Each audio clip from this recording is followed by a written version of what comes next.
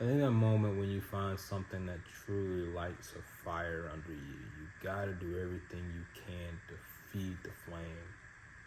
Because most people don't know how to respond to fire. Most people are afraid of it. But fire and heat is needed for so many things. Sparks fly, iron, sharpening iron, and all the cliches, if you will. But like, think about so many things that require an explosion, and the amount of people that just are not willing to allow themselves to go through the friction of something uncertain.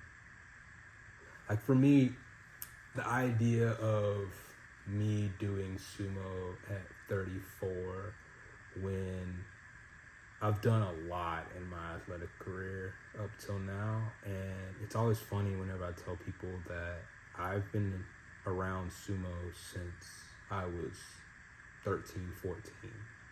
So even knowing that I played ball at Clemson and played basketball, I enrolled at Clemson at 17. All of those things that I accomplished, sumo wrestling was a precursor to all of that. And so I don't expect people to know where the fire came from when I played, but I'm learning in my older age that fighting spirit, if you will, was a result of finding sumo and being in a place now where I can pursue it and train and compete again. It's amazing.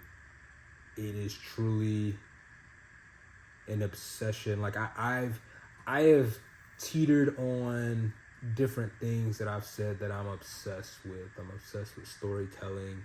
I'm obsessed with hearing other people's stories, encouraging people. I think those are things that I'm good at, and those are things that I do love. But when I legit say, no, I think if we're talking about a tangible thing that I am obsessed with, like something that has lasted decades, and I have not talked about it, but that it's what a few friends of mine have pointed out and said it's been a quiet curiosity simmering in the background. And I think as much as I would wish that I would have come back to sumo earlier, this is the perfect time. I'm 34. I feel old-ish, but I'm also still kind of in that window of, no, I can still do some stuff. I really am not sure how this tournament in Florida is going to go. I have done 2 tournaments in my time with sumo. One was when I was a teenager. I got 2nd place and 3rd place respectively at the tournament. 3rd place out of 3, 2nd place out of 2. I did win a match, but it was, I was 14, you know what I'm saying? And the match I won was against the national light heavyweight champion. And the only reason why I won that was because he didn't go to throw me out of the ring, because where the ring was set up, there was like a drop off into it was like a 5 or 6 foot drop off into some pine straw. So kudos to him for not doing that. I appreciate Trent for not launching me and having my welcome to sumo moment be pulling pine cones out my butt. That would have been really jarring. But we did an in-house tournament back in July, and I got fourth out of 13. It was an open weight tournament, and I got best technique. But seeing where I've come from the first practice I had back in January. First practice I had in January, I wish there was footage of it. There isn't. Katie wasn't recording, but the fact that I couldn't win anything that first practice. Like, it was so bad. Like, Katie had to tell Colin and Cameron, to not try to win, but just like resist. Like, whenever I would try to do something. And mind you, I had already had a little over 2 years of jiu-jitsu experience. So like, I had already been grappling, but I hadn't had it dialed exclusively or adapted to the sumo context until everything else was theoretical. It was, hey, if I was in this situation, this is how I would do it. And then you actually get in the situation and you realize, okay, the leverage is different. And I'm at that point now where like I'm obsessed with getting better. I'm obsessed with wanting to introduce sumo to so many people and help people see how cool of a sport it is, how cool of a community is, how cool of a culture it is, the historical context, honestly, the crossover, the benefit for any athlete training. Earlier this week, saw Rui Hachimura from the Los Angeles Lakers play with Gonzaga, but he's born in Japan.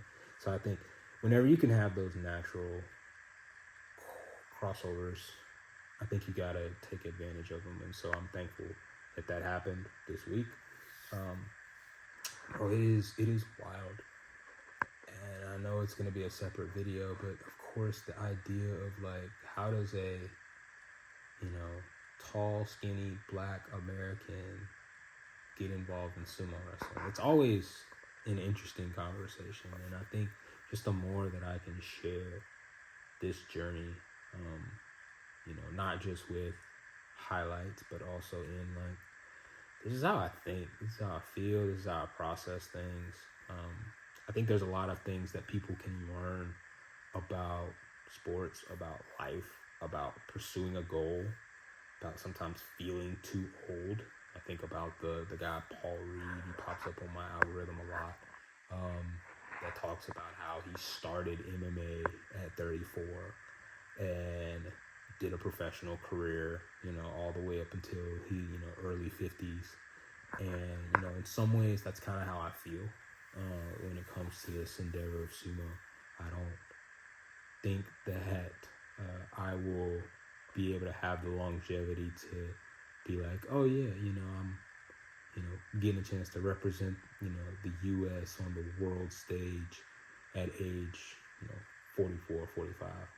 I know my years are like my years are, I'm on a clock, and I do have a goal of wanting to win nationals, and I'd love to win a medal at Worlds. Obviously, it starts with winning a medal domestically, and then going to nationals, and putting it together. I think even if the good part about the sport of sumo and kind of where I'm at with it in this phase of my life is, even if I am not on the national team, even if I am not making money from sumo, I do feel like I am supposed to help advance this sport because I have a unique perspective, not just in sports, not just in my platform, the things that I've done, but I think being able to be a bridge and kind of help people see it. And I'm excited to do that. It's cool, some of the people that I've talked to that are starting to see me as the sumo guy. It's like, oh yeah, you're the guy that trains and coaches sumo. It used to be, oh yeah, how's jiu-jitsu? How's basketball? Those things still happen, but I mean, we're starting to get a little bit of consistency. I mean, we still don't even have a club, like a registered club in South Carolina yet. So a lot of this is just, man, we're still very top of the first inning, man. Like early in the game. It's early, and it's early in the weekend series, man. There's still a lot of things that have yet to happen, and I'm excited to be a part of the growth of the sport here in South Carolina, here in America. Yeah, and it's gonna be cool just kind of putting my stuff, my training, my conversations, my thought processes, honestly just riffing like this, man. Kind of cutting down on the what do you want to call it? The time just thinking about content and what I want to do, what I want to make. I'm kind of in an interesting spot where my phone is kind of DOA. It picks and chooses when it wants to work and to what level it does. But luckily I have a work phone, and so that's what we're shooting on right now. And I am committed to making steps, man. I'm excited for what is to come. I'm thankful for just the people that I've been able to connect with already, just within a short year. And I know that there's way more to come. And I mean, being not just somebody that's training, but also trying to help grow like the club in South Carolina. It's a fun endeavor. Right now we're kind of handcuffed to my work schedule and the gym that I'm training out of for Sumo. We train Mondays at 4 p.m. And right now it's just been me and the two other coaches that are there. The jiu-jitsu coach that kind of runs the gym, and then another is the striking coach that does MMA at the gym. And so, it's been good. I know that there are other people that are interested and that want to try it out, and so excited to see how those conversations happen and whatnot. I have no idea how long this video is. I'm looking at the back lens, so the front lens is away from me, but I know ideally I want to drop a video every single day. I want it to be something where people can look back on and say like, yo, we see the process of where things were and how it grew. But this is the thing that only I can do. There are some creative endeavors that I have kind of gotten tangled up in the last year that aren't bad, but I've learned that as some of these things have gotten built and whatnot, like if somebody else did it, it would be okay. Could I do a better job? Possibly. But if somebody else did it, okay, it's not the end of the world. No one else can tell my story when it comes to sumo. No one else can tell my perspective and share it like I can. There's a lot of people that can advance the sport. There's also a lot of people that don't know about the sport.